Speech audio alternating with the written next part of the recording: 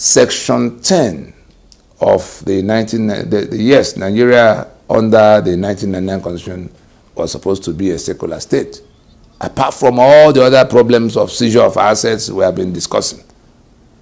The matter of a foundational agreement for being in one political union was that we will be a secular state. The other foundational agreement we have talked about is that we will be a federation, that is a union of autonomous regions who will own their assets. The one of being a secular state, so bad was that debate that the Willings Commission you hear about, that talked about going to develop Niger Delta because of the oil they were already selling from there. The Willings Commission dealt with that question of Sharia or no Sharia. Ahmadu Bello wanted Sharia for his northern region at the time the British were leaving. And the Middle Belt, led by people like Joseph Tucker, insisted that they would rather be a region of their own since they are predominantly Christians, that they can't remain a part of the northern region if Sharia was going to be in place.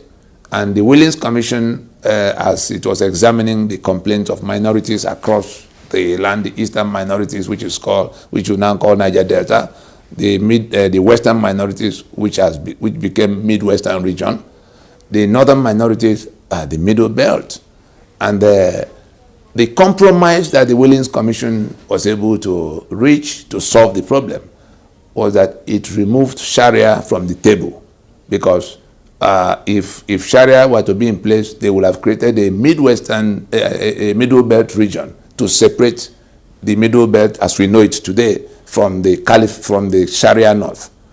But back and forth, both Ahmed Bello and the British ended up with that compromise of removing Sharia and bringing what they call the Penal Code, which is still in place. All these things were happening in 1958, 57, 58. The foundational agreements for which we could become one political union. So from the point in year 2000 that these 12 contiguous states simultaneously, mark my words, contiguous, simultaneous, from the point in year 2000 where these 12 contiguous states simultaneously imposed Sharia, their state assemblies passing the laws and their governors signing and then establishing Sharia police they call Hizbah to begin to chop up people's hands like they did in Zamfara, and disrupting people's businesses all around. You see where they destroy beer bottles and knock down all kinds of things. People from the rest of the country, the southern part of the country, had to relocate from those places because they could no longer function there on account of Sharia that had been imposed. From that point in year 2000, they had seceded from the secular union. And what is that provision in that constitution that makes us a secular union? Section 10, the shortest section of in the entire constitution is section 10, that says the government of the federation and that of a state shall not adopt any state religion. That is as straightforward as that. There's no meaning you can attach to it. The government of the federation or that of any state shall not adopt any state religion, full stop. These 12 states went ahead, passed, imposed, adopted state religion, Sharia, adopted Islam and the Sharia that comes with it as state religion. Our interpretation of it is that they have chosen to secede. When you see that contiguous territory that they form, that they are, and acting together, meaning that they consulted among themselves, they have chosen to secede from the secular union of Nigeria in exercise of their right to self-determination. They decided that it's better for them to move away. We had Colonel Tony Nyam on Arise TV in January of 2021 talking about the Fulani worldwide interests, which we have called caliphate on many occasions. Those people, starting with Buhari, that told them as a GOC the 3rd Division Jaws, when Nyam was one of the unit commanders. Nyam said that Buhari told them that his family was from Niger Republic. That was why he had to go to do the kind of, there was a cross-border, a trans-border operation against, fundamentalists who had ventured into the Nigerian territory. They chased them against the instruction, against the insistence of the Shagari that was president at the time. And, he was now explaining to the officers under him why his own stake in this matter, that he took it that far. He said, yes, that most of his family are from Niger, but that he has settled in Nigeria, and for the time being, he had to defend his allegiance was with that Nigeria, and that he won't sit here and these people come to set the whole place on fire. And so, now that we know that Buhari family roots are in Niger Republic, of course, we know the one of Abacha and where he comes from in the Chad area, and the whole number of them, we can now understand why refineries are being built in Niger Republic, why we now have to go and buy petrol from Niger Republic. We can now understand why railway lines are running to billions of dollars are being expended to do the things. So we need to understand that it is a question of competing parallel sovereignties, one trying to swallow the other.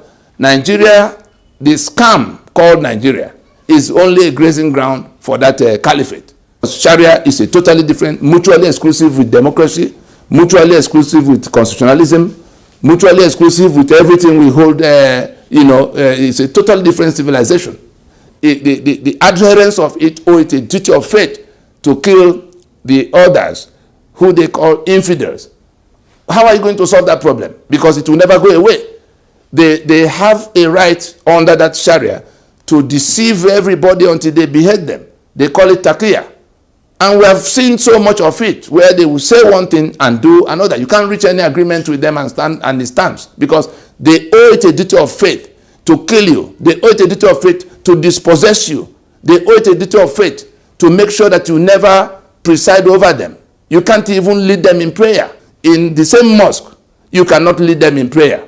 So it is just a matter of a totally different civilization that cannot cohabit with democracy, that cannot cohabit with constitutionalism, that cannot cohabit with secularism. They have seceded from the secular union of Nigeria, and the rest of us will be placing our lives in danger if we do not end that union and draw the line, so that they are no longer able to come to our spaces the way they can come now. They've been coming under this constitution, pretending we are still in the same union. Nigeria, as defined by the 1999 constitution, has become a criminal enterprise, and now a danger not only to us, the indigenous nationalities, but to the global community. We saw the UN rapporteur that came in 2019 to investigate the extrajudicial killings, blood all over the place. What's the problem? Government is killing, Boko Haram is killing, Hesman is killing, what's the name again? Kidnappers killing. The UN was wondering what's going on in the place. They sent their special rapporteur. And that rapporteur, Agnes Kalamat, people can Google this and invest to check it. In September of 2019, that UN rapporteur to Nigeria, special rapporteur to Nigeria, came out with a verdict that the constitutional arrangement of Nigeria is like pressure cooker for injustice. It's our constitution that is responsible for all the blood flowing all over the place, for the poverty capital we have become. And that is now a danger to the global community, because the 200 million people that are here, if Nigeria snaps, as it's bound to snap, if these things are not immediately resolved, if a solution is not found, that 200 million people will be looking for where to run to, and that it will become the worst refugee crisis the global community will have to contend with. But more importantly, that the global terror networks will find a new breeding ground to torment the rest of the human community. And so Nigeria, under this bad constitutional arrangement, under this apartheid constitutional arrangement, has become a danger to the global community. And that's why Nigeria is being discussed in Washington in the Tom Lantos hearing we saw inside the last 1 month and a half. We see some people still discussing how to go to election in 2023 under that constitution that is choking everybody else to death. Let us all be clear in our minds that anybody who is still standing with that constitution, swearing to defend and uphold that constitution, from the South and Middle Belt, from the areas where this ethnic cleansing is being executed, is running the risk of being treated as the enemy by their own people. Whether you are in the Senate, or you are governor, or you are doing political party, still discussing an election that will renew the life of that constitution in 2023. You run the risk of coming at the receiving end from those who are being killed under that constitution.